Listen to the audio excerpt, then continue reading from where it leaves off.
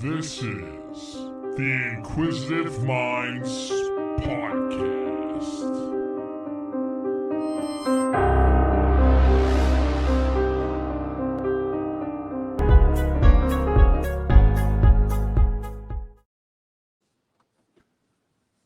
Hey, thank you for tuning into the Inquisitive Minds podcast. I'm your host, as usual, Johnny Smith. I hope everyone, whatever you celebrate, and if you don't celebrate, I hope it was just an enjoyable day for you. I'm very excited about my guest today, though. You've seen her on Impact Wrestling, House of Hardcore. She's a model and actress from films such as Lean on Me and The Replacements, among many others. She's been affectionately called the first Black Scream Queen and is the social media manager for the one and only Tommy Dreamer. Welcome to the program, Monique Dupree. Thank you. I'm glad to be a part of it.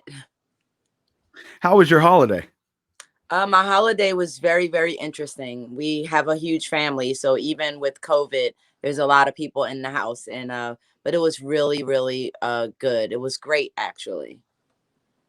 Well, you know what? That's awesome, and that's a good jump off point because a big family.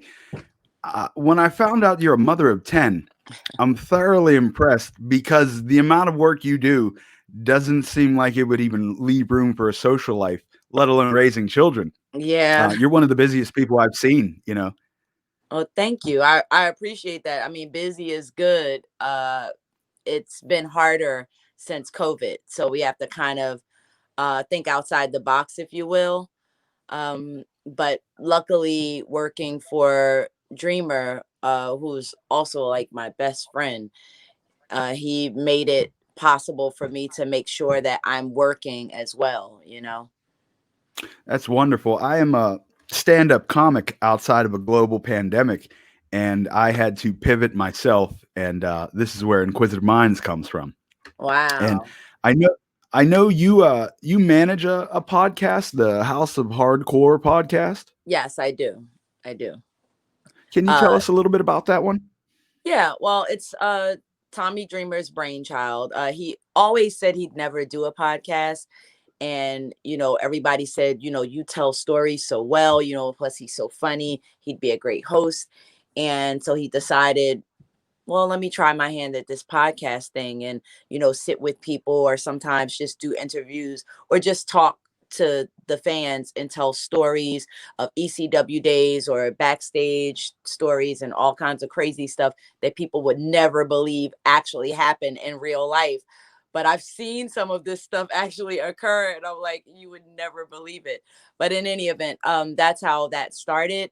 And I was already social media manager for House of Hardcore, as well as producer, as well as you name it. I just pretty much was his right hand person for HOH shows. So I kind of moved that experience over to the podcast. So I just basically promote the podcast, talk about the podcast. It's been great so far, and it's only getting better. So it's, if you love wrestling, it's just a great podcast to listen to hear stories. He always does dedications, of course. So it's a great podcast to listen to. I still listen to it, and I know his crazy already, but like I like to relive the stories. See, I'm trying my best not to fan out here because growing up, wrestling was a huge part of my life. I loved it. As I got older, I moved out of it a little bit. Life changes. But the Right. new thing is like the looking behind the curtain and actually talking to the person, not just the character. And Right. I'm here for all of that. I love all the backstory. I love that people are real humans. It's so fascinating to me. And Yes. a lot of people in the industry seem to be pretty out there, is the way I'll put it.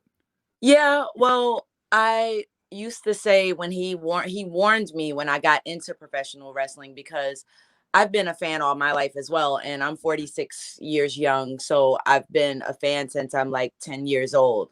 So that's By the decades. way, in the most respectful way possible, for 46, you look phenomenal. You've really Thank been taking you. care of yourself. I appreciate that. I think red wine, water, and water does the trick for me, because red wine is a de-stressor, and stress ages you. So I feel like the red wine does the opposite, because it de-stresses me, where I'm like, okay, I'm not even dealing with all of this craziness. I'm just gonna back away. Um, but yeah, in any event, I've been a wrestling fan, most of my life basically. And I've been an actress for 32 years. So when I got into wrestling, he was just like, this is n- none other than any other, industry you've ever entered. And I'm like, psh, I'm an actress. I've been in this business. But then I entered professional wrestling. And I was like, whoa, you were absolutely right. This business is unlike any other business, period. And I've learned so much from him. I've been involved in professional wrestling since 2013. Okay. And I've been a part of House of Hardcore shows since the first show. I was there for the first show. By the second show, I was a valet. By the third show, I was helping him run things. And then it just got more and more and more involved to where I was his right hand person. I only say was because we've hit COVID. So we haven't had Hmm. shows for quite some time. And I miss it horribly. And I really feel like being a mom of 10 gave me the experience to be able to help him run the shows, because a lot of people don't understand how haywire it gets backstage, how putting a show together, how involved that is. And he's one of those guys that he does everything himself. He doesn't have like this whole team of people. Of course, he has crew, put together the ring crew and everything, but like it's usually me and him. And then From the there's ground up. I love it. there's right, and so I've been involved in House of Hardcore from the ground up, as you say, and I've helped him with shows. I've been where I will me and my daughter will be at the ticket booth Hmm. taking tickets, scanning tickets, and then I'll run out there, make sure all the wrestlers have what they need, make sure everybody's in line for, whatever their spots that they're doing. Then I have to learn my spots. Then I have to go out there to the ring, and then I have to come back, and then I have to finish doing what I'm doing. Then I have to take pictures, post it to social media, and that's just the beginning. But he does so much more. So it was like he was training me to be a mini Tommy Dreamer, so to speak. And uh I was so amazed at how well I was able to do it. And to me, the most rewarding thing is when the show is happening or we're approaching the end of the show, I go, wow, I really helped to put this together. I really helped this man who is to me always the heart and soul of ECW put Hmm. together I agree with his that completely. shows. And I like that's something huge to put on my resume. No matter what, no matter where I go, I have all of this experience. And even though I love being a valet, I really love Hmm. being a valet, coming out from the curtain and just hearing people boo me because I'm always the heel. But for Yeah. me, there's nothing like putting the show together. It's a Nothing like great feeling to see something you make from your own hands and have so much influence in come together. Now, excuse me. don't I don't die. have to I don't have to sway wrestling fans here, but wrestling gets somewhat of a bad rap from people who don't like it. But the level of athleticism that you guys have to put into in the ring is unparalleled. What was the first experience you had with that? Uh, well, my first time ever in the ring, I didn't have to take a bump. However, my first time in the ring was with Legends. I got to the second House of Hardcore show. I got to be in the ring with Sandman, Blue Meanie, and Mm, Guido. Who can ask for more? Uh, I had to learn how to take a bump. Tommy has been the only person to bump me because okay. he wanted to make sure I was safe and whatnot, because it's not like I had like a ton of wrestling experience in terms of training and whatnot. It was, for me, it was almost on the job training for everything. So he would bump me. uh it's a lot harder than it looks, and people just think, oh, I can take that. But if you move the wrong way, I remember one time I botched a spot, and like, Okay. I made myself heavy. You just don't understand the technical parts of it. Like I made myself heavy instead of making myself light so that he can pick me up. And he just kept going, "What are you doing? What are you doing?" And I'm thinking, "Oh shit, I'm totally fucking." Excuse me, I didn't even know I No, was supposed speak to be able to freely. curse. Speak freely. Like I'm totally messing up this spot right now, but I learned from my mistake so that that didn't happen again. But it's really really hard, and I applaud the men and women who do this all the time. Tommy would work every weekend before COVID, every single weekend without fail. If he had a weekend off, it was a miracle. But with COVID, it's like it went from him working all the time till hardly working. And I would go with him to most of the shows. I would help him run his table, or if like say we went to Wisconsin to a Hornswoggle show, uh Okay. I would be a part of the show or help with the show in some form of fashion. And I'm just so humbled that people gave me the love and respect to be able to entrust in me to do stuff, handle money, which is one of the biggest things, because if you're not trustworthy, you can't handle the money. I would do Absolutely. all of that stuff. And I just, again, I'm so humbled to have been able to be in this business for as long as I have. Again, I'm 46. So I started really, really late, like DDP, he Okay. started late in his life for an athlete, especially. But you see, he's only getting better and better with everything that he does Yeah. with his yoga and such. It's just one of those experiences. I hope that next year I can go back out there and go back to the ring, or maybe do some behind the scenes stuff, even if it's not with House of Hardcore, even though I'd feel like I'm cheating. So I've always been loyal to House of Hardcore, and I've only done other shows when I'm with Tommy and with Tommy's Okay. permission, just because I'm exclusive to House of Hardcore. So I would normally go, "Hey, so I didn't breach a contract or something like that. Hey, is it okay if I do this with you, or if I do that with you?" But venturing out on my own just seems a little weird. But if House of It's Hardcore doesn't come understandable. back, I don't really have much of a choice.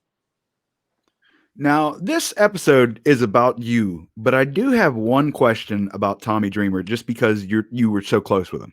Shoot. Um, a man who's been so brutal on his body for years, it takes a toll, and the amount of work you just described for him, I mean, doesn't stop. Just like you, how does someone keep going like that? How does your body not fall apart? Well, I asked him the same question. His body actually, he says that he always tells people in interviews when he's wrestling, he feels no pain because he's Tommy Dreamer, or like when he's going to prepare to do a show or whatever. But when he's Tom, when he's just his regular person, he feels everything. So that's, I mean, I don't know how he does it. He'll just go, "Oh, I think I broke my finger." Like I was with him at Oh, one point when he tore his finger on a nail. I think we were in California. I can't remember where we were. And he was like, yeah, well, I don't know if it'll get infected. I don't know what happened." I'm like, "You need to go get a shot and a tetanus yeah. shot." And he's like, "No, no, I don't go to the hospital. I don't do hospitals." He's never had a surgery or anything like that. And I'm like, "No, dude, you need to go." So we ended up going for the first time ever. Like I was so shocked that he listened, but I think he saw how bad it was. And so we ended up going. And he was like, I'll keep going until my body physically falls apart." I don't know how he does it. Maybe it's kind of like, I say I don't know how he does it, but then like I kind of do the same thing on my end of things. And, Hmm. he always tells people, Monique is really, really hardcore. Like I'll say, "Oh, I fell down the stairs. One time I fractured my toe." And I was like, "Yeah, I think I fractured my toe." And he was like, "Are you going to go to the hospital?" I was like, nah, it'll heal or it won't. We'll find out. Like that. I te- That's literally, I've learned from the best though. I've learned from the master of breaking his body and going, we'll just see how it heals and take it from there. That's kind of his thing. I tell you, better people than me, stronger people than me. I was at a job one time, and I broke my finger in 3 places. And I had about an hour left on shift, so I didn't report it because I didn't want to lose my job for Right. whatever reason. But it hurt so bad that for that hour I was just holding it. It was throbbing, and I was keeping it together. And as soon as I got in the car in the parking lot, I just started crying like a baby from holding it all in. I'm not saying I called my mom. I'm not saying that things don't hurt, but like I'm just so used to. I think I'm used to pain. I mean, I've given birth to 10 children, and Yeah, that's a certain level of pain that is unparalleled. But once you learn how to do that, and just, go through that without, drugs or, stuff like that, yeah. I think everything else just kind of falls in line. I think that's why he and I get along so well, is because we understand one another with that whole thing, with the pain threshold. He's a funny man. And especially when he's going through stuff like when he injures himself just for no reason. I mean, I've pulled thumbtacks out of his body, and I'm just like, Oh, I'm squirming like a girl. I'm like, ew, ew, ew, ew. But it's just regular for him. that's the one thing I can't do. I can't like throwing my body on thumbtacks and glass and barbed wire. It's just it's not for me. Now, I want to rewind a bit, just to get a better view of you. You grew up in New Jersey, Yep, Newark, New Jersey. North New Jersey. Can you tell us a little bit about your upbringing? Well, that's a whole other conversation. I was raised by my grandmother and my great grandmother. Um, so it's like I've always been surrounded by these really, really powerful women. I didn't grow up with many male influences. It was just a bunch of women kind of running the family. And I feel like that's how I learned how to be strong, and I am super independent. My kids would say sometimes too independent because I don't know how to ask for help when I need Mm, it. But I grew up uh being nurtured to do whatever I wanted to do, and I loved acting. I've loved comedy, and I've loved acting. I thought at first maybe I would be a comedian who would act on the side, or either an actress who did comedy on the side. I didn't know what I was going to do, but I was obsessed with like I Love Lucy and The Honeymooners. I always loved that four-part dynamic between characters, where you have hmm. like the four characters. I think that's probably why I like Seinfeld so much too. I love that four-part dynamic. Um I just We actually have a similar story because I was actually raised by my mother and my aunt, and I would say they were two strong women, and that's where I credit my compassion is from them. Yeah, definitely. That's women and compassion. I mean, I had to. My great grandmother was like the man or the male figure, and my grandmother was like the Hmm. female figure. So my great grandmother had the strength and the discipline and all of that stuff. My great grandmother also used to watch wrestling in black and white. Mm.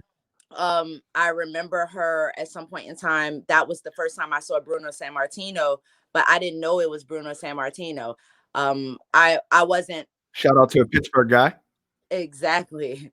I wasn't that interested at the time. I was like, why is she watching these men with these huge underwear like wrestle? She's just like, I really, but it was my great grandmother gave me that influence. She instilled.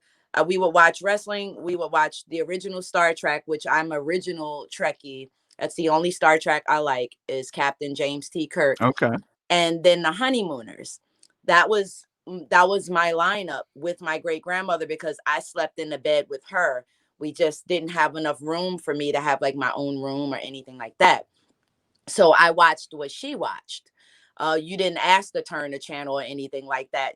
These kids today, they really don't understand true respect. But you just laid there and you Absolutely. watched whatever the adult watched, and you liked it or you didn't have to like it, but you're gonna shut up about it either way. So, Yeah. but I feel like it really influenced me heavily. And then I eventually went to live with my mother for a couple of years. And how I really got into wrestling was when I moved with her, because she used to make me record wrestling shows on VHS. Now, to record on VHS, she want me to eliminate the commercials. So I would have to wait until I thought a commercial was coming and pause the VCR. A lot of kids don't understand the pain of that today. So I started out like, taking the commercials out. It was almost like I was an editor early on. And then I started Okay. watching it Yeah. more and more and more. And that's really how I I became involved in wrestling, where I started to love wrestling. I was like, oh my God, this is amazing. People are like beating each other up. There's like a story, it's violence. And I just felt like I was living vicariously through these characters. And then like I fell in love with different people, like the Ultimate Warrior. I just loved his energy, because I used to have energy like that. And I say used to because it's dwindling fast, but I used to love his energy. I like fell in love with different people. The Junkyard Dog. I love the Junkyard Dog. Just growing up watching all of that stuff. Oh my God. Like Ricky the Dragon Steamboat. I could go on and on. Yeah, no, I grew up watching wrestling in the early '90s when I started, and I used to think, my mom would hate it because she would always complain, blah blah blah, about this and that. And then every now and then, I would get something from her that would slip out to show she was a fan from back in the day, and I'd say, "Oh, mom, look at this new guy, blah blah blah," and she'd be like, "You know who was a real man? Ricky Steamboat. That was a man." I was like, Ooh, Lord. And still to this day, do you see what incredible shape he's in? Like the "Mm-hmm. man is in It's amazing shape. incredible." When I I saw remember him, and Tommy was like, how do you look like that? And he said, I have a diet plan, and like he wouldn't eat after a certain hour, and of course, working out. But people don't understand that your diet is first and foremost important. And I learned that losing 80 pounds, because I Mhm. researched a whole Congratulations on fitness that. plan myself and lost 80 pounds. But yeah. I am down 260 from 380. Wow. Congrats. That's Thank you. awesome. So I understand that. Like I said, wrestling it's so nostalgic for me because I remember growing up, there was WCW and WWF, and it was like their Coke and Pepsi. And Yep. then you'd find ECW, and it was like a monster energy drink. And it was so much more violent and graphic, and you're like, yeah, stuff's Yes. happening. This is real. And you think Al Snow is really crazy, and it was just incredible. And that's why Your first working with these guys today, like, working with Al Snow, the fact that I know Sandman so well, and that he's just this amazing guy who knows everything. Like he's a walking encyclopedia. And you wouldn't think that for a man that you see is like drinking beer and walking around with a kendo stick and, beating the crap out of people. You know, he would come up to me and talk to me and tell me about the facts of a city that we're in, or he's like, I'm gonna go to a museum, or he's just so cultured, and you That's really so can't judge a refreshing. book by its cover. Yeah, because I guess it'd be fair to say his character looks like trailer trash, essentially. Yes, yes, I would And say and that. and to hear he's cultured, that's beautiful to hear. He's awesome. My kids absolutely love him. That's another thing that I feel like Tommy gave me that I didn't have, because me growing up, like I said, we grew up poor. I mean, my grandmother ended up owning her house. Um but that was back in the day when it took like four people to be on a mortgage, because you had to pull your money together and all of that stuff. I never got to go to a wrestling show. So everybody that talks about these stories that are huge wrestling fans, I never got to go to a show ever. I had to concentrate only on my studies, and so I only got to watch when I had to do stuff for my mother, or when I got to sneak and watch, and that was it. So I didn't get to go to a show until adulthood. And even Well, when look I at you had the now. opportunity, I know, that's what I'm saying. Now I get to go to all the shows. But it was only after I had children. And I had the opportunity to either go to my first show or to let my daughter go. So I let my daughter go because she loves Oh. wrestling. That's the other half of the double Duprees, by the way, my 27-year-old. She grew up loving wrestling because of her mom. Um, Hmm. and I let her go to her first show. And then we started going to house shows together, like Impact, well, TNA at the time, TNA Hmm. shows or WWE house shows we would go to because they were always a little bit cheaper than the live shows. Yeah. And we started going, and then I met Don West, and with Don West through Impact, everybody knows that mouth. Don West, he could sell anything to you. We befriended him, and then he would bring us to shows to go to the meet and greets, and he's like, you come to this show, you don't have to worry about paying for this, that, or the other thing. And Oh, then we that's nice. became, yeah, he was amazing. And now he's like, look at you, you're in the business. Before you were just a fan coming to shows. But that was kind of how I met everybody. Like I met Chris Abyss, and it was just so, it was when reality first hit me, because I would see Abyss wrestle, right? And then I met Hmm. him for the first time backstage, and he was just this teddy bear, and I was like, what is happening in my life? You're supposed to be this mean evil guy with this mask, and then all of a sudden you're this sweetheart. But it's the same thing in horror. You expect these guys that play these characters, including my brother, to be like this mean evil person, and then they're just And the for those who don't sweetest know, your brother people. who? Huh? And for those who don't know, your brother is who? Oh, Tony Todd, Candyman. So There yeah. you go. Okay. That's how I felt when I found out years ago that the Undertaker, Mark Calloway, was a real estate investor. I was like, oh, who wants to buy a house from the Undertaker? Like that blew my mind. But your first acting role or movie was when you were 14 on Yes. Lean on Me. Yes. Now, and from what I've read, it said after that you fell in love with acting. You caught the bug. I did. I begged my grandmother to allow me to be a part of that movie because they did it in Paterson, New Jersey, and I'm from Newark, New Jersey. So we saw the casting notice, and I was like, "Oh, grandma, please let me, go do this or that or the other thing," because I wasn't raised with my brother. We weren't raised together, but Hmm. I would always perform for my family every holiday. And so I was like, this is my opportunity to show people other than people in my house that, I have talent. And I'm like, please let me go, because I needed parents' permission. And she finally said, okay, you can go audition. And I did. And, I got in. And even though it was an featured extra role, I've always had that extra love where I'm curious, so I want to know everything. So I got to Hmm. meet a lot of the cast.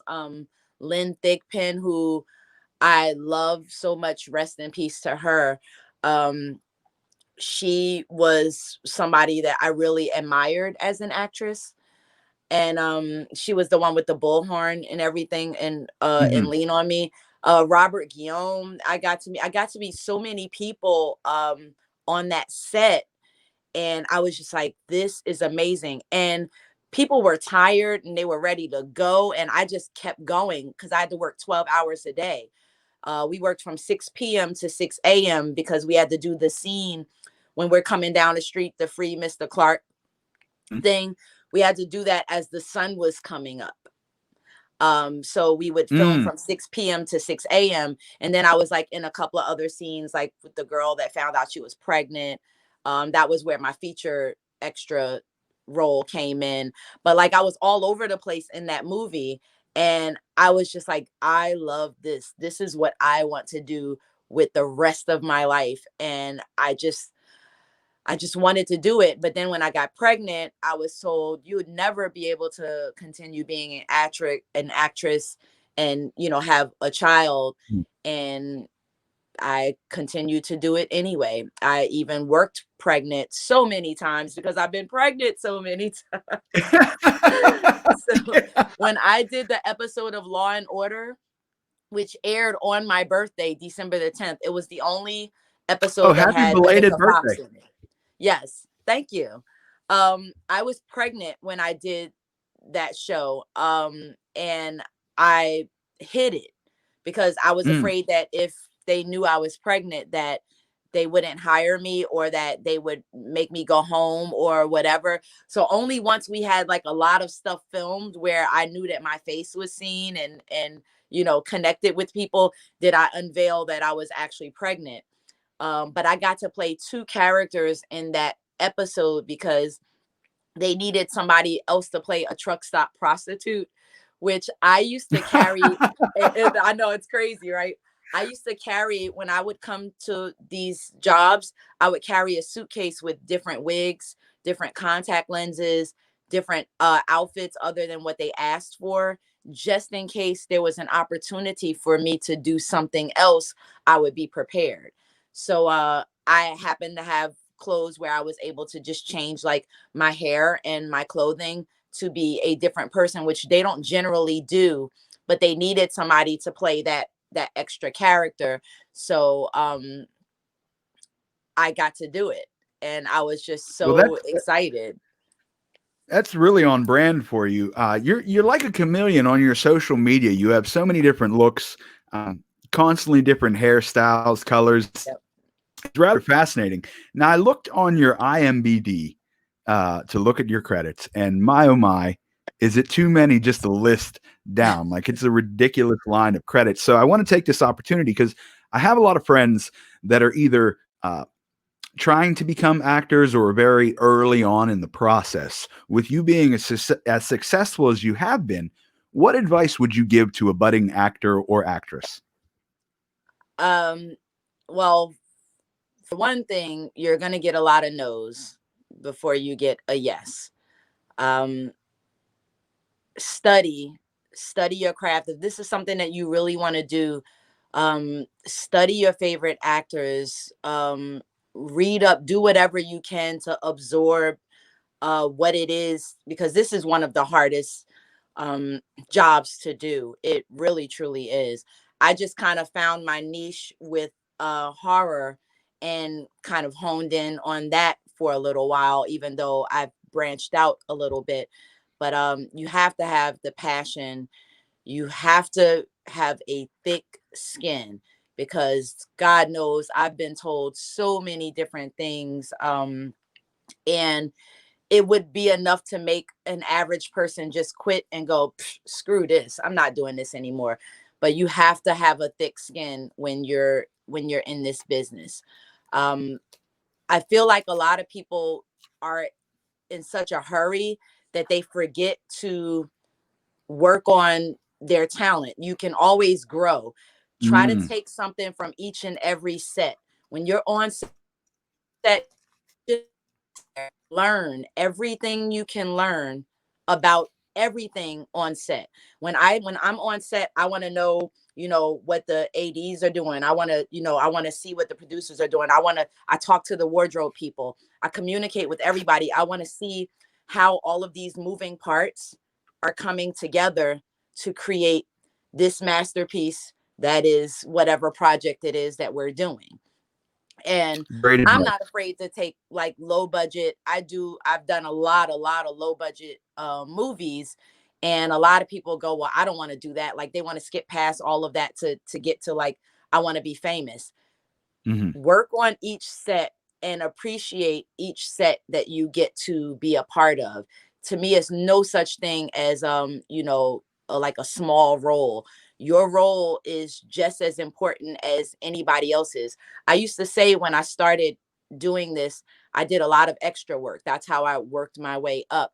And I said, can you imagine if we lived in a world where there were no extras in the movie, there was just all the principal actors? It would no longer be a movie. We Yeah. all play a part to make the film successful, just like they need the extras um in order to put together this whole film. you're needed just as much as the principal actors are needed. So always remember that you never know when the camera is looking at you. You know, when you're on. It doesn't matter whether you're an extra. None of that matters. When you get on set and you're an actor, you're an actor. I don't care what role you have. I don't care if you never say anything.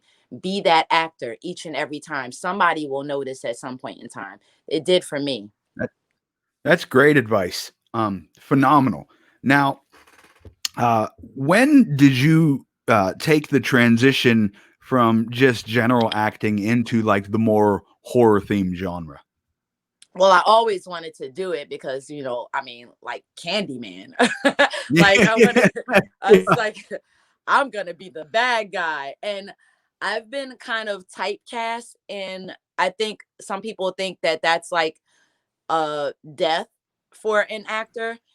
And for me, not so much. I mean, even when I made the transition into wrestling, I'm always the heel. Like I'm like in movies, I'm almost always the bad guy when I have a principal role. I have never played a hero, somebody who just saves the day. But I tell you that's what, fine in for real me. life, you're my hero. Thank you. I think I definitely well, I made the transition before this, but I love makeup effects. And Mhm. for a long time I was being cast in movies because I was the one willing to sit in a chair and be made over for hours on end without complaining. Case in point, Mhm. the low budget movie that I did called Bachelor Party in the Bungalow of the Damned. That is a whole title. But I played I played a vampire posing as a prostitute, which is just weird because normally it's the other way around. So That's great. I had to be in makeup effects. I sat in that chair for 10 hours, Oh 10 my. hours straight, um, and had prosthetics from my breast all the way up. And I had teeth on my boobs and, you know, 4 teeth here. And it just took forever for them to create this character. Once they created the character, which took 10 hours, we had to shoot everything in that one day because there was no way that they were going to be able to recreate that again. And they didn't want to put me back Mhm. in a chair. So we had to shoot out all of those scenes first where I was the monster. I couldn't eat. Like when we went to break, I had to have anything I wanted blended, and then they would stick the straw up my nose and down into my mouth so that I can Oh, drink. It was like the little, yeah, it was so crazy. And I loved it. I loved every okay. moment of it. And I said, I just want to be made over to be like, I don't like to play pretty in a movie. I want to be like, you know, ugly, disfigured, you know, like I want to become something else. Okay. I love that. That's one of my favorite things about when I do horror is being able to transform. That's why when I did my first short, which Tommy Dreamer starred in, called Shadow Hunters Devil Speak, which is available on Amazon Prime. Mhm. Um, I said I didn't want to act a lot in the short because I was directing it and producing it and doing all of this stuff. But I wanted to be in makeup, prosthetics, so they did something, you know, weird with my face where I, you know, I played the snake demon or the sister of a snake demon. I was still a demon. um and you know, it was really awesome. That's why I requested to be in makeup. I love being transformed, and it's something about that that puts me into the mind state of like really bad guy, or it helps me to become that character better. So Okay. I love horror. I think it's a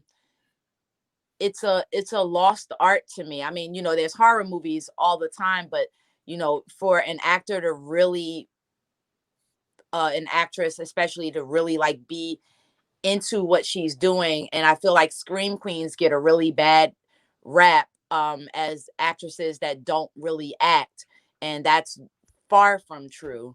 Even though I don't just pigeonhole myself as a scream queen, because I can do almost anything. Um, but I love being a scream queen. I proudly wear Well, that title. in 2006, I believe it was, you were named Scream Queen of the Year. I was one of they did the top, Playboy did the top 50 sexiest scream queens of all time, and I was Oh, in it, and I oh, could not believe congratulations. it. Thank you. I was floored. I said, Playboy noticed me. That's it. All right, guys. All right. I mean, I was Now, number 20. did they tell you about it No, previously, like before the article was released? no, they did not.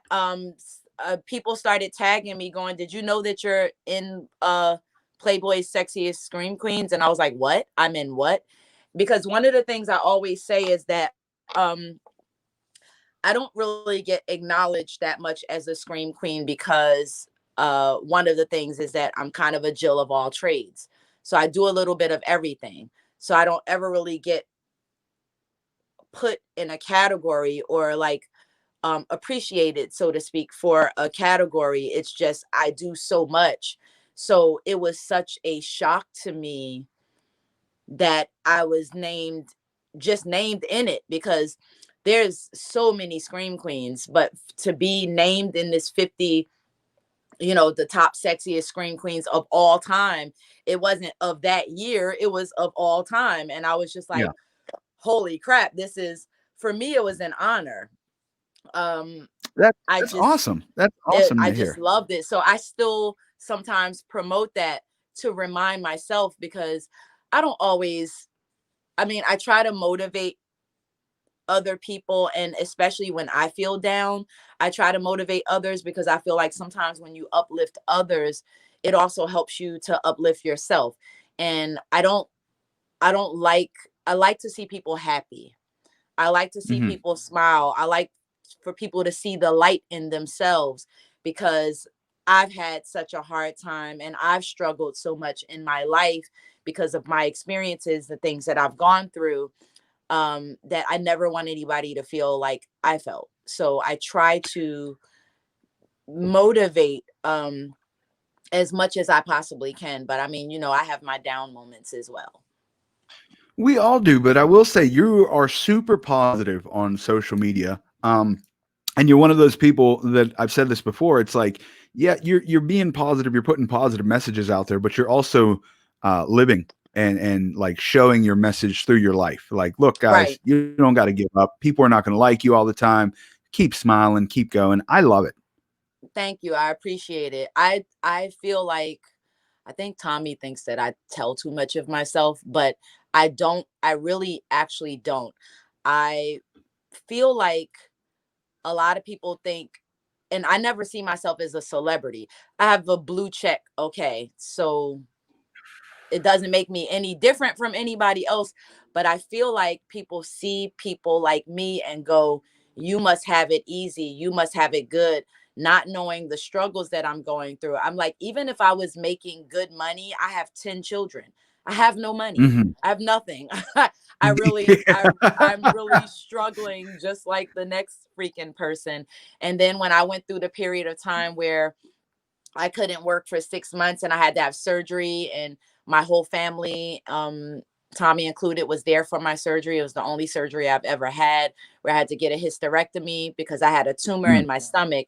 I almost lost my house, and I'm still fighting to keep my house, but I try not to let it get me down where I'm just like stressed all the time and like, I'm going to lose my house. I just try to look at the positives. That's why, again, I try to be um positive, or let people know, even when I'm going through things, that I try to see the brighter side of things, because it doesn't really help you to just be stressed and to worry all the time.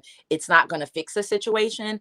And it also kind of clouds your mind from you trying to see an out, an end game, to put together something, if you're super stressed and you're clouding your head. So why not just clear your head, go, this too shall pass, let me figure out a way that I can overcome this so that you can You think know, with a clearer head. anybody that knows me personally, listening to this, would know that I have not agreed with a guest's sentiments more than that statement you just made. I Oh, completely agree with that. Um, it's going to get better if you work at it. right. Essentially, like we all struggles. We got to Exactly. keep going. I seen a Exactly. And post today that said, "Life's hard. We all struggle. Nobody cares. Keep fucking grinding." yeah, I mean, you Mm. have to, you really have to. And then I look at like my children, and I have, again, I have so many, but they all have all of these different goals in life. And like, just to, like I said, I put my daughter's work here, and that's not even, that's just something that my other daughter said, I want you to draw an anime character for me. And she had never really drawn like a full on anime character. Mhm. So she tried her hand at that. But like some of her work, and I started promoting my kids because I'm like, I have gymnasts. My 8-year-old has been in gymnastics since she was like 10 months old. But since COVID, she couldn't go to a gym class. So I eliminated my living room, bought gymnastics equipment, Mm. and made the living room a place just for her to practice and my workout equipment. So I have no living room anymore. Well, that's great. I like it. Um, you know, Adapt. you have to you have to try to support your children in any way possible. I gave up, I basically took bill money like when COVID first hit, and we went and got everything or whatever. I said, well, I don't think they're going to turn off the lights anytime soon because nobody can work or this, that, or the other. So I literally eliminated, threw away the couch. It was kind of lagging anyway, and just bought mats and bought the bar and bought the parallel bar. And I already had my gym equipment, so I pulled it out into the living room instead of having it in the sunroom. And it's just one big room of where you can go in and work out. There's weights, there's a mirror, there's all of that stuff. And it's not the greatest because we have a humble house, but guess what? She can practice every day so that That's what's important. she can continue to get good. And when company comes, I'm like, well, we just have to sit on these folding chairs that I bought because we have no living room. And you Yeah, just you have know to what? deal with that. If your company's over there for the furniture instead of the actual company, they're not the right company, anyways. Exactly. And usually, I mean, people come here because, well, we're crazy. If you've ever seen any of my clips of our family gatherings, it is just crazy. And I'm a little out there, and I will readily admit that. Tommy came to my daughter's Sweet 16 surprise party, and he was just like, whoa, this is like kind of one of the, crazy experiences because like we were just all over the place. And I had an open bar, and I was like, I know she just turned 16, but there were adults there. So I was like, we need an open bar. They have a Mhm. cascading chocolate fountain. We need an open bar. So we had an open bar. Everybody got drunk. The kids were running around hocked up off of chocolate and candy and cakes. And then because we had it at a place where they do weddings called Martin's Mhm. West. So it was like this really big thing. And she wore a ball gown and everything because they're homeschooled. So I wanted her to feel like she was going to prom, which is why I did all of that. Okay. I did the red carpet. I did the Karma's Sweet 16 backdrop. We did the whole thing. She came in a Hummer limo, like it was just a whole shebang. Um, That sounds so awesome. at the end of the night, like you should have saw his face, because at the end of the night they said you can't take these cakes with you. And I said, what do you mean? I paid thousands of dollars. And they said, I'm sorry, but you have to eat them here. I said, oh, do we? So I picked up a whole cake and threw it in somebody's face. And then we had a huge cake fight, running around throwing cake on each other. And I was like, all right, we used up all the cake. I feel better about life. We can go now. That's a He said, great story. Oh "You wow. are so crazy, woman." But that's like how I think. I could have gotten upset. I did for 1 second. I'm not gonna lie. I could have gotten upset and ruined my whole night of greatness because they didn't allow me to take these cakes that I paid all these thousands of dollars for. There was like 8 cakes left. So I just decided to start a cake fight because I knew that my family would follow suit. He was ducking and dodging, trying, trying not to get hit by any of the Now cakes. you It was awesome. that's great. You're also a model. Yes. Um, I was looking and it said you worked with, and I'm hoping I pronounce this right, Trauma Yes. Entertainment. You were a traumette, the Yes. first African American traumette. Yes. I was a traumette for 4 times. I said that I wanted to create a wrestling belt and do my 5th shoot, a trauma wrestling belt, and be a 5-time traumette and have my belt on, like, this is my belt. This is my accomplishment. Lloyd You got to Kaufman. get I got to get who? Booker T, the Oh yeah, five. yes, exactly. 5 times. I'm going to do that at some point in time. Create a belt. I asked Lloyd about it already, which Lloyd is the president of Trauma Films. He's the Mm, person that is responsible for my start in horror films because I was in a Scream Queen contest for Fangoria Radio when Debbie Rochon and Dee Snider did Fangoria Radio. That's kind of how far back I go. And although I lost the contest, Lloyd and Debbie were very interested in having me further my career. So Lloyd got in touch with me and Debbie said, "Oh, you have a career in this business for sure."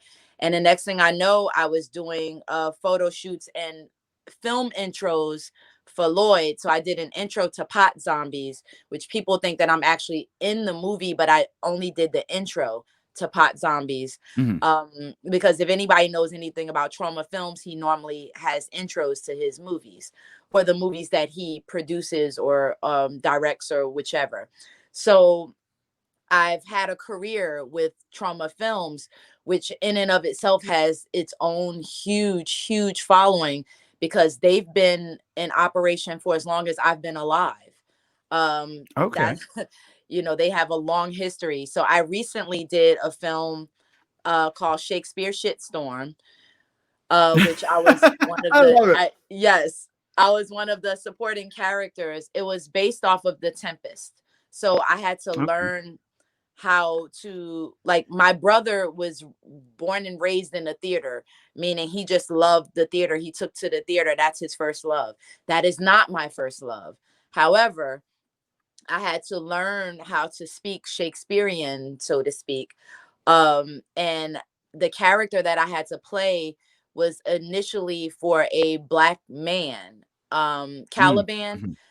in The Tempest, if you look up The Tempest and you look up Caliban, it's a black man. But Lloyd had me in mind for the part, and he said, "I really feel like you can, as a woman, you can pull off the strength that it requires to do this character." And I had to learn fight choreography, which kind of went in tune with wrestling. So it just all kind of worked hand in hand. And it was an amazing experience, and it kind of breathed life back into my career again and showed people that I can be a lead character, Mhm. that I don't have to just do like these little spots, these little featured spots where I just have like this small role, guest starring role or something to that effect, that I can carry a film with other characters. So Lloyd really, Trauma is responsible for so much for me and Debbie Rochon. And for those two people, I thank immensely, because I don't think that I would be here with as many credits as I've accumulated, which maybe 20 of them aren't even on IMDb yet. I Mhm. don't know why, but some people, well, when you do low budget movies, sometimes it takes them like 5 years to get things off the ground. And before you know it, Mhm. like one of the lead roles that I did called Aurea, that hasn't even come out yet. And that was like my first lead role in 2006. He's Oh, turning it wow. into a YouTube series. And I played the original Snake Demon, where I had no dialogue. I had to act with only my eyes and my body language. So I had to study snakes, study movements, and like learn how to just kind of talk with my body, which I thought was going to be easy. It was one of the hardest things to do ever. I would rather have lines. Now, let me ask you a than- question. As an actress, with a movie like Shakespeare Shitstorm, where the script is based off of a Shakespeare work, do you go back and read the source material to get a better understanding of the adaptation? Well, what I did, yes and no. I did go back and I read, but I did mostly what I did was went on YouTube and looked at researched Caliban, researched how Caliban talked and how he moved and how he spoke, and took it from there. I also had a lot of dialogue. I think that was the most dialogue heavy film I've ever done before. So I had to find a different way of learning. So what I did, because I have an apartment too. I'm at home right now in Baltimore, but I have an apartment in New York. So what I did is I had these big cue cards, and I wrote my lines on different ones, and I pasted them all over the apartment. And Mm. every time I went to a certain place, I would have to say that part, and till I got it to memory. That was how I trained myself to learn so much dialogue, because there was a lot. And I doubted myself as to whether I was ready for something like that, but trauma gave me that opportunity, and Lloyd believed in me that I could do it. And I did it. And the film, everybody said, I love your character. I love, who you are, because it's still like slapstickish as well. So Mhm. you, I couldn't take it as seriously as like Caliban in Tempest. It was still funny and silly. It's Shakespeare shitstorm. I mean, there's like whale shit and stuff like that in the movie. So it was just really, really crazy. I think they went to Albania to shoot some of their scenes. And I didn't get to go do that. Tommy was supposed to be a lead character in that movie as well, and he went to some of the Mhm. rehearsals with me. However, his schedule, this was pre-COVID, so his schedule didn't fit Mm. with the grueling schedule that we had doing shooting the film. So he was unable to play the lead role like he was supposed to. Yeah, it's interesting that you mentioned that you didn't know if you were prepared for this or if you could do it, but other people believed in you. I subscribe to the idea that you just got. I feel like I've never been prepared fully for anything I've ever done, so you just got to get in and go and learn from there. Yeah, absolutely. I mean, I don't think I was ever prepared to have a huge family, Hmm. but I had the babies, and it was just time. But I wouldn't have it any other way. Like, I've raised children other than my own, and I subscribe to what you say. Definitely, you're never really ready for anything. I feel like when I first, walked out of that curtain in wrestling, being a valet, that I was like, oh my God, I'm not ready for this. I'm not ready for this. I'm not ready. And then as soon as I came on the other side of the curtain, all of that was gone. I'm not going to say that You okay? I didn't have any nerves still, but like I transformed, and I came out, and went after that first time, I said, whoa, what a rush. Okay. Yeah, fair enough. It was, You know, I actually did say that. I really did. It was amazing. And I was like, oh my God, I found another love. How can you mhm. find so many things that you want to do in one lifetime? But I only have this one lifetime, right? So do everything that makes you feel good to do. So I just Yeah, continued. you're I was like, definitely I taking love advantage of this. it. Yeah. And of course, with having Tommy running his own company, I definitely, he said, how did you feel? How do you like it? I was like, I want more. And, then he put me out there more, but then he saw a use for me, behind the scenes as well. And then it just became this marriage of, well, I come in and I do whatever is needed. I especially loved working at the old ECW arena in Philly. That was my favorite place to work. It was like a singer that goes to Apollo just to feel all the feels on stage, Okay. Yeah.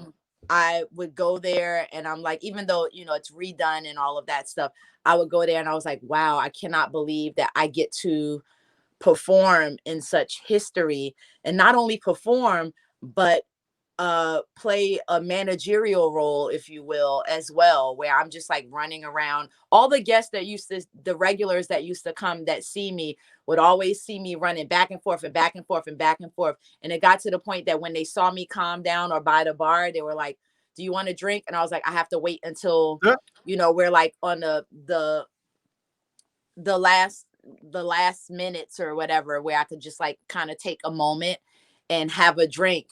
And I'd be so tattered and torn, but I would be so proud at the same time. So like almost at the end, every time I was there, one of the fans would buy me a drink and then we'd start talking. And it was like, you're so nice. It's like, well, you guys are the reason why we're here. If it weren't for you, we wouldn't have a show. So why wouldn't we be nice? You're supposed to be.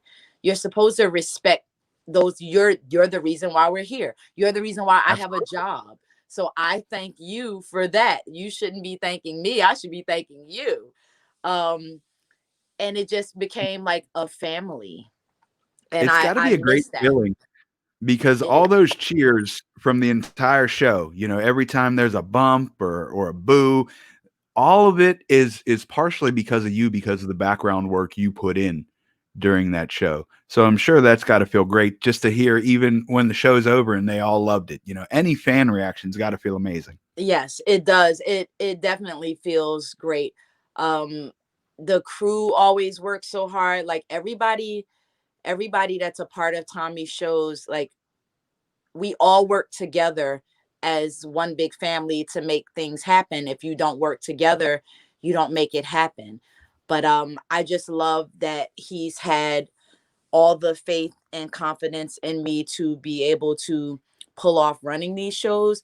And from behind the scenes, I would be the person when the tickets go on sale. I'm the person that did the website and did all the ticketing to put them on sale. And then other than in Philly, because they had their own crew, but when we were at other places like Wisconsin and other places, then I have to go in the ticket booth. So I set up the tickets to sell. Then I'm in the ticket booth, scanning tickets, taking tickets, dealing with people. And then I'm running around like that. That took a level of trust on his part for me to have all the jobs that he has. I remember one time I ran up to him and I didn't understand at the time why he did what he did. I ran up to him and I said, Dreamer, this, that, or the other just happened and I don't know what to do. And he was like, you'll figure it out, and walked away. Oh, wow. And I said, did this motherfucker just, this is his show. This is not my show. But I realized that he was teaching me to think on my feet. Instead of running to him for every single thing. Obviously, there's things that I'd have to go to him, but that was teaching me a level of trusting in myself to make a decision, to be in that decision making. Because I used to say, these are your shows. And he's like, no, these are our shows. When he did the Twitch every Wednesday, he would call me the heart and soul of House of Hardcore.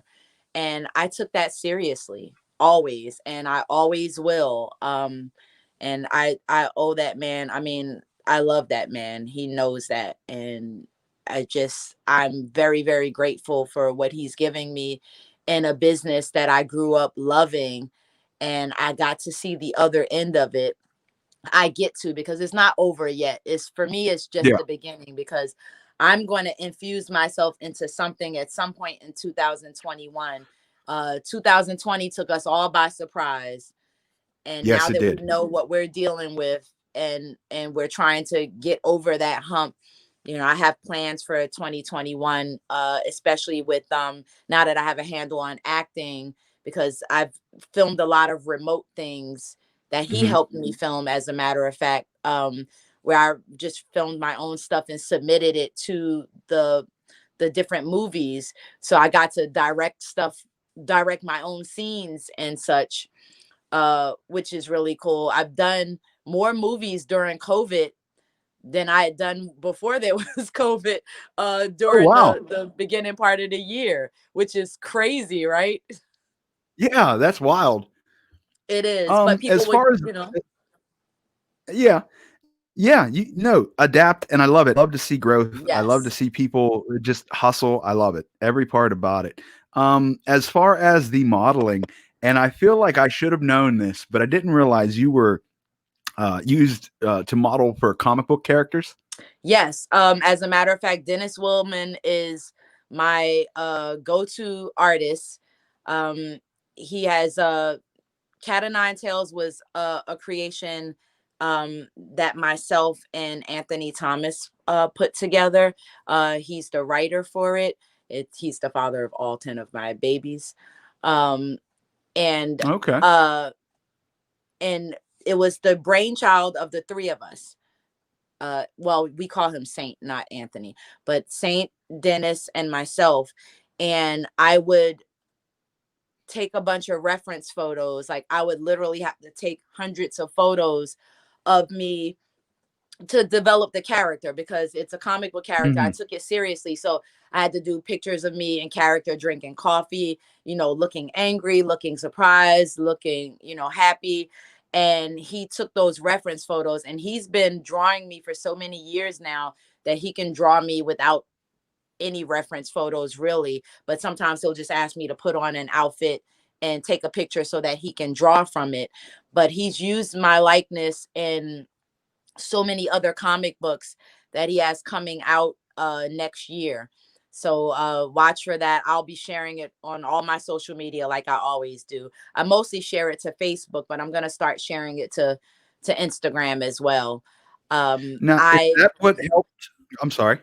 No, it's I was just gonna say that's been one of my favorite things to do, because I didn't know how involved modeling for a comic book character was, but it's another thing that I've I've loved doing, and that I get some monochrome of control doing, so I can control the character and the look and all of that stuff.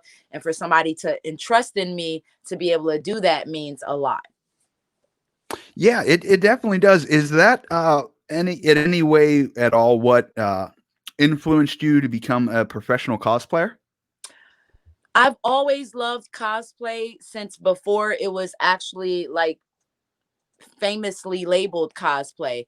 Like, Mhm. when I was heavier, I used to model Vixen, because I kind of am into comics. I don't want to call myself a comic book nerd, because then people will start coming at me with all kinds of things. I only know what I know. Like, I loved Birds of Prey.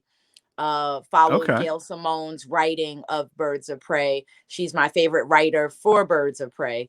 Um, but I used to dress up. We just call it dressing up for like, Mhm. not Halloween, but my kids dress up every other day.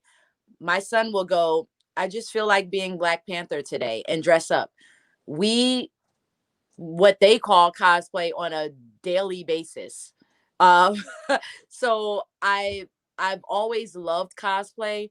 It's another facet of acting. I love getting dressed and becoming somebody else just for a Okay. moment. It's when you just can take those moments and be somebody else. I take it seriously though. I like to embody a character. Like, when I played Black Canary, Mhm. I did the poses for Black Canary, which takes some athleticism to do, because she'll have her leg up in the air in the comic book. And so when I would go to conventions, I would just stand there and do my leg up in the air pose and pose for pictures. Being Wonder Woman, I would study the Wonder Woman poses and be Wonder Woman, which most people thought I was Nubia, because there was a Black Wonder Uh-huh. Woman had a sister who's Black, Nubia. So because I'm Black, they just automatically thought Nubia, but I just love cosplaying. It's a form of escapism. So sometimes when if I'm having a crappy day and I just don't want to be myself, I can cosplay and be somebody else and then take pictures, and it makes me feel better. It's almost like kind of a cleansing thing for me. So I Now, enjoy who's it. your favorite character to cosplay? Oh man. That's I think maybe Mohawk Storm was my favorite character to cosplay. Okay, I did that's Mohawk awesome. Storm. Um that was my favorite character. I also cosplayed from Bob's Burgers. Oh, who was it? Was it Tina? I think it was Tina. Um I like Your to older sister? yes, I like to Yes. cosplay all kinds of different weird things. Like I cosplayed Chucky at one point in time Okay. and did the freckles. I like to do my own adaptation and not have to be exactly like somebody else. But I really just enjoy cosplaying, and sometimes I just enjoy dressing up like kawaii style. I have a love for Japanese culture, which is probably why I have a daughter named Inari and a son named Kiyoshi, Okay. because I've always loved Japanese culture and Egyptian culture. It shows in how I've named my children and the things that I've done. But I just like to cosplay. I just like to take characters, and sometimes I create my own characters. I don't even have names for them. But like I would dress up and find different pieces and put them on and do a photo shoot.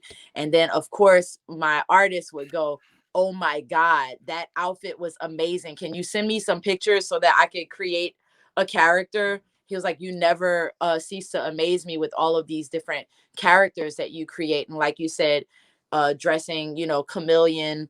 I love to do different hairstyles. I used to do contact lenses all the time. I stopped. I don't do it as much, but I like to become different people and show people that you can have variety. I kind of feel like that's how I have such a cool relationship, is because, he never knows who I'm going to be.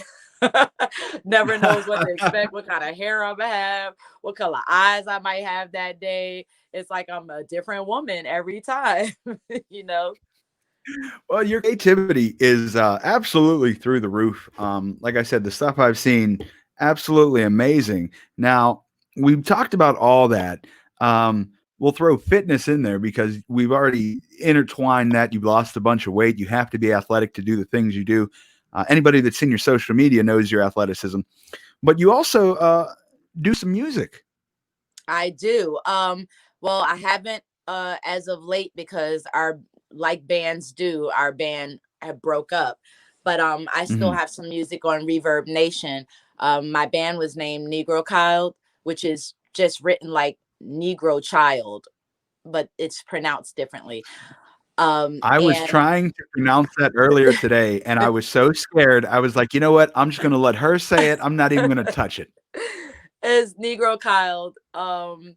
And I, well, I love music. Heavily influenced again. It's, to me, how I grew up, I really feel like dictated all of my life of who I am now. Growing up Mhm. listening to soulful R&B, and then my uncle played a lot of club music, and then I would hear some rock because I watched Friday night videos, and it Okay. wasn't like a lot of hard rock on there, but that was when I Mhm. fell in love with Billy Joel, was during Friday night videos, which a lot of people don't even remember Friday night videos, where they had the guests and then they would play a music video, then it would come back to the guests. Judy Tenuta and Jerry Seinfeld. That was when I first saw Jerry Seinfeld. Like, that's where my history is. Like, and and as you would hear, like, all of the stuff that I love always kind of meets one another somewhere. Like Mhm. comedy, met music. And I've always loved singing. I never felt like I would be like a professional singer, and it's something that I still want to do, because in this day and age you can kind of record your own stuff and put it out there. But I feel like my kids have absorbed different kids have absorbed concentrated parts of me and took it and ran with it. Like my one daughter, I love to dance. I grew up taking dance.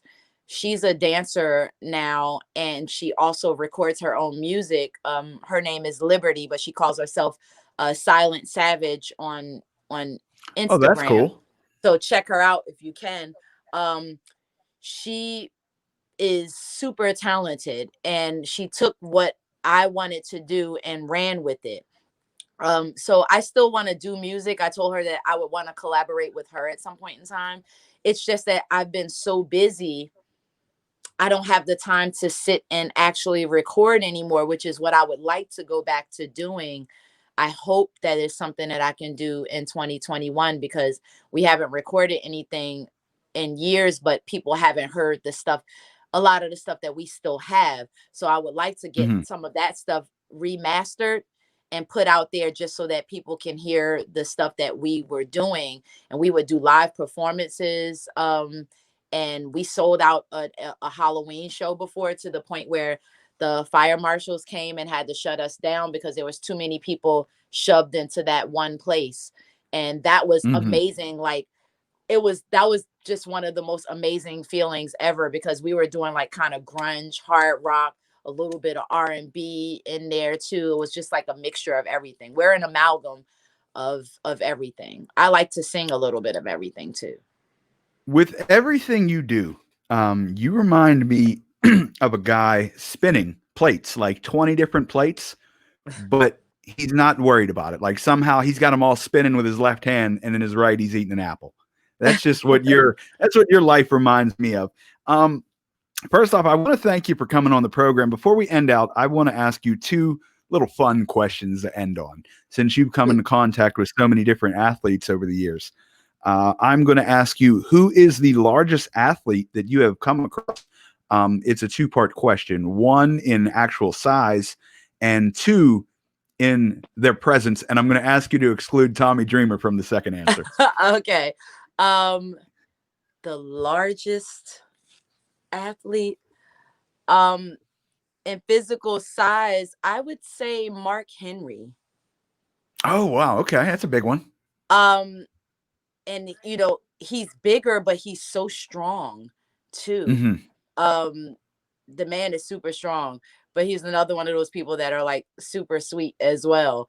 But I would have to offhand, because I really can't think of anybody else. I would say Mark Henry first. A lot of people don't realize too, his quote unquote gimmick wasn't a gimmick. He actually has Right. athletes from doing that. Like he was an Yes. actual world's strongest man. He's a monster. Yes, that is not a gimmick. That is real life stuff for him. That's Yeah. why I'm saying Mark Henry. Most There was a definitely. video. I remember at one of his gimmicks during the 90s where there was one thing where he bent a steel rod and another thing where he like folded a frying pan. And that was actually real stuff. That wasn't like worked out, lightweight material. That was real stuff. It's Yes. fascinating. Yes. He's fascinating. Yeah. And largest in like presence, I guess. Who? Like who's a larger than life character? Uh, athlete, you said? You know what? Anybody in the entertainment, athletic world of that. Uh, well, and I've met so many people though. Um, larger than life. Uh, Offhand, I would say two people, if I may. Rey Mhm. Mysterio. Oh, wow. Yeah, I mean, he's so little, but he's larger than life. Definitely. Yeah, Um, okay. he was at That's a house of unexpected. hard. He was at a House of Hardcore show. And of course it's unexpected because he's a little guy, but Yeah. he's this, to me, he has this larger. He emits this larger than life energy, and I'm like, but Mhm. he's just this small, But he emits that. The other person that I would say, um, that to me is very athletic, but is a horror actor is Kane Hodder. Okay, the guy who plays Jason Voorhees. Yes, Kane Hodder has a larger than life energy, and he's also a person that likes to. We used to laugh at him all the time because we would be at a restaurant like after a convention, and he always likes to bend the forks or like to bend the he'll just do that, and or make little designs with the fork, like with a real fork, and just toss it to the side and then leave. Wow, that's great. He's a And I big was guy too, like, from what I understand. What, 6'8", something like that? yeah, he's tall. He's really, really tall. Um, can you imagine me, little me? I'm saying little because I'm 5'9", but me standing there watching my brother Tony have a conversation with Kane, and I'm like, Hmm. I'm tall for a woman, but I'm not tall as compared to the two of them for sure. They Yeah. they definitely take the cake. I mean, my brother, I don't consider my brother an athlete. He's definitely a larger than life presence in anything. He's just larger Mhm. than life, period. Like the most humble guy, but he's very food cultured. He knows Okay. so much about food. He's I don't like to call him bougie with food, but like he's decadent. That's the word for him. He's Okay. decadent. He's a very decadent man when we go places. But and this is the thing about his decadence. And I don't mean to get sidetracked, but like we're talking about larger than life people, and then I started thinking about him. He can go to a dive bar and be decadent, or he can go to the fanciest restaurant and be just as decadent. Okay. He will go, listen, the man he has this thing about him. And he did a theater thing one time and asked me to come. He said, sis, I want you to come. I'll be real quick. He said, sis, I want you to come see this theater thing before it like gets released to the public and see what you think. And it was a day before Mother's Day. So I go, and afterwards he said, well, let's go out. Let's break in Mother's Day. He likes to go out and like feel different vibes. So Okay. he has to find a vibe that suits him. So we started out at a place, probably I think we went to a hookah bar around 7 o'clock. We hit place to 7 o'clock the next day. Okay. We were out. I don't see how he does it because obviously he's older than me, but I was dead on my feet. Like he can go from place to place to place to place and pull the energy out of people and make people happy, make people smile, engage them in conversation, do his little decadent thing. We ended up going to this underground place. You know how you open up those gratings and you go down and they're normally Yeah. like stored. Yeah, well, it was a secret club. That was where Oh. we ended off the night, somewhere in New York. I don't even know where we were at that point. I was delirious. We went down to this secret underground place where they just bring your own alcohol, music playing, artwork all over the walls. It was like a different world. This man is Oh, larger that's than life. that's awesome. His presence is just felt all around, not just for his towering stature or his voice. He doesn't have to say anything. He just emits this great presence and warmth and knowledge. So yeah, I just had to say that real quick because I love my brother. No, that's awesome. He's definitely one of the actors I can say he doesn't have to say anything. If his face is on the screen, he's still in the scene. He just has that Absolutely. presence about him. Well, Absolutely. Monique Dupree, I thank you so much for coming on, but right now it is promo time. Tell them they can find you, anything you want to put out there to the world, let it have it. Well, when in doubt, you can Google Monique Dupree because a lot of people misspell my handle, which is the original Gata. It's THA and then original Gata, GATA, on almost all of my social media, on my Instagram, my Twitter, I have a TikTok and a Twitch that's Mrs. Tommy Dreamer. That's my handle on there. And on Facebook, it's just Monique Gata Dupree. But when in doubt, Okay. just Google my name and you'll see all of that stuff come up. My Wikipedia, all of that stuff, my IMDb, everything is right there if you just Google Monique Dupree, if you forget any of these things. And I like to engage people in conversation. So don't be afraid to like DM if you ever need any like fitness advice or whatever. I'm going to be starting up some fitness courses next year because I'm actually certified. I've been certified for like 3 years, but I wasn't ready to actually train anybody yet.